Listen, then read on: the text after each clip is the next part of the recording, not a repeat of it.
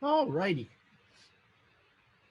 Okay, so here's a problem involving a review of what we've been trying to learn the last couple lessons, and that is angles that are created when you have a transversal crossing parallel lines. And we're also going to need to use the property that the sum of the three interior angles of a triangle will be 180 degrees. Okay?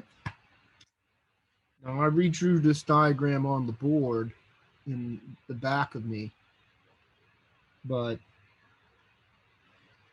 line L and line M are parallel. So notice we have two transversals. We have line P, that's one transversal crossing the parallel lines L and M, line P. And line N is also a transversal crossing parallel lines.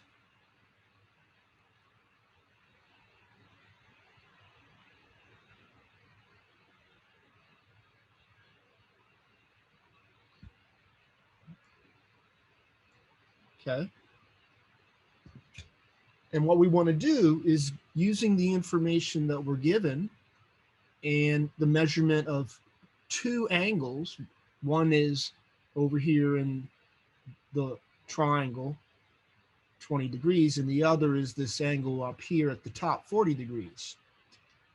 And we'll use that information and the fact that the lines are parallel, L and M, and that we have a right angle down here at point O.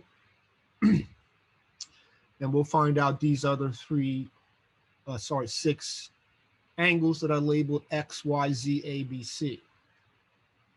Now, normally there's no need to go in any particular order, but in this case, I labeled these angles such that that's the order I'm going to go in when I go over this. Okay? All right, looks like most everybody's here, so let's go ahead and do this. Now, hopefully, you don't really need my assistance, but I'm not going to assume that. Now, I went ahead and added the little parallel line arrow symbols on my drawing. Okay, and that O here, that's the right angle symbol, just in case it's not clear. It does look red to me, but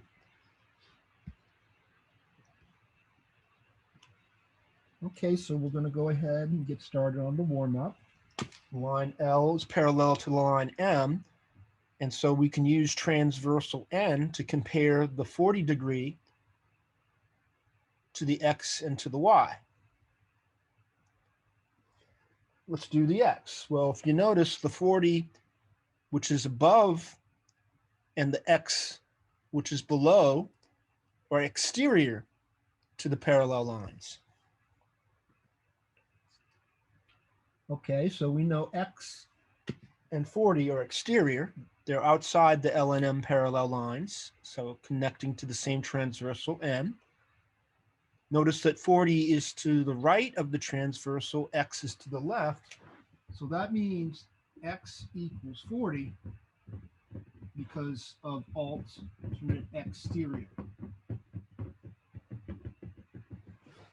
Since 40 and X are alternate exterior, connected by the same transversal N, X and 40 are exterior to the parallel lines L and M. X is to the left of the transversal, 40 is to the right. So we just found out the value of X. Now the value of Y we can get because X and Y make a linear pair. That means they make a straight angle. So we can get Y by subtracting from 180. And that's again because linear pair.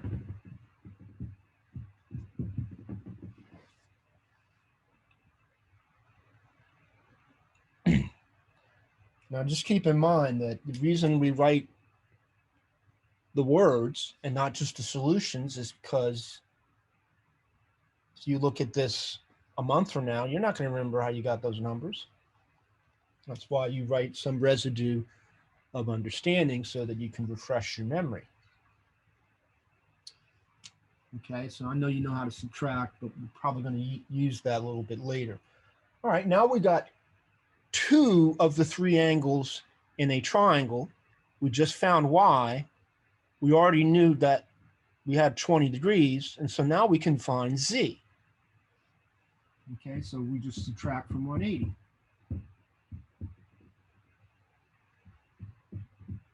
All right, why can we do that? Because those are the interior angles of a triangle.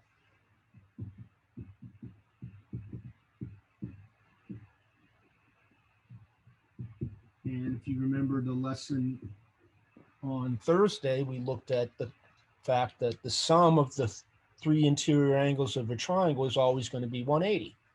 So that's why we're subtracting the two that we know from 180 to get the third one we don't know, labeled z.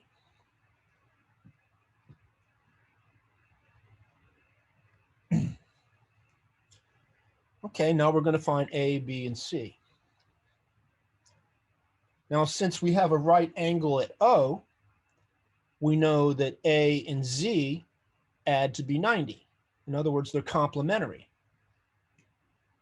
Okay, so we can get A by subtracting from 90. What we got up here when we subtracted to get Z would have been 20 degrees. So we just subtract 20 from 90. Okay, and again, that's because of the right angle.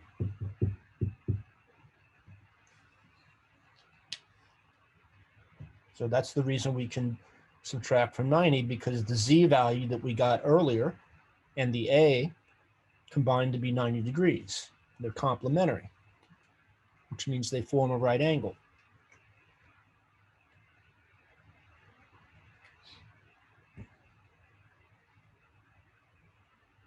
All right, now we're going to be able to get b, because we also now have a triangle with two angles that we know. The x we found earlier, and the a is something we just found.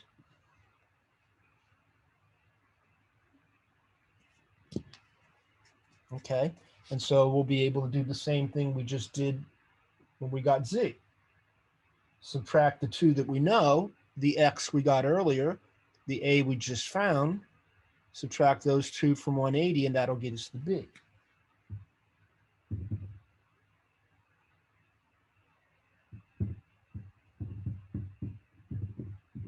Okay, and again, why can we do that? Interior angles of a triangle.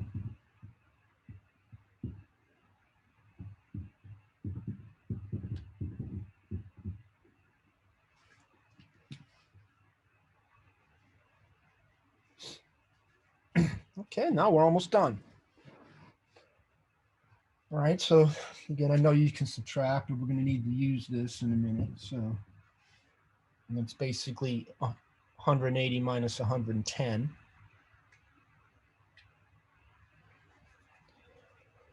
All right, now how are we going to get C?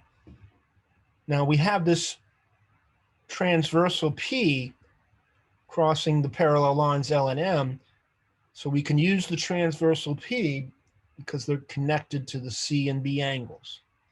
And we already know what B is.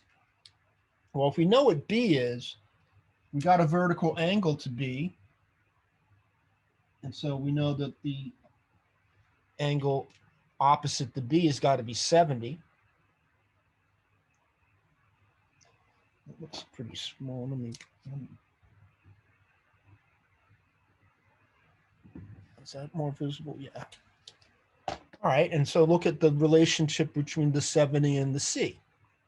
They're interior to the parallel lines. They're also below the transversal. So they're both on the same side of the transversal, so these are consecutive interior, which means they're supplementary. So we get C by subtracting from 180, because those are consecutive interior.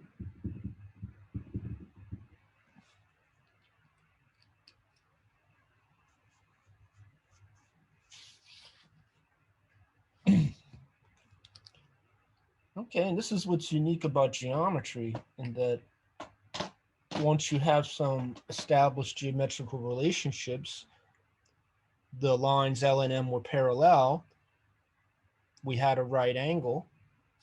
We don't need to measure every single angle. We can get by just measuring two, and from those two we can get all the other angles.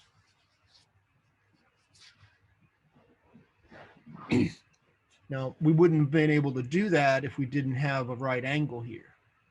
We would have gotten stuck to get A. We would have no way to get A. And which means we wouldn't have been able to find B and C. So the key part that we needed to get the A, B, and C was the right angle at O.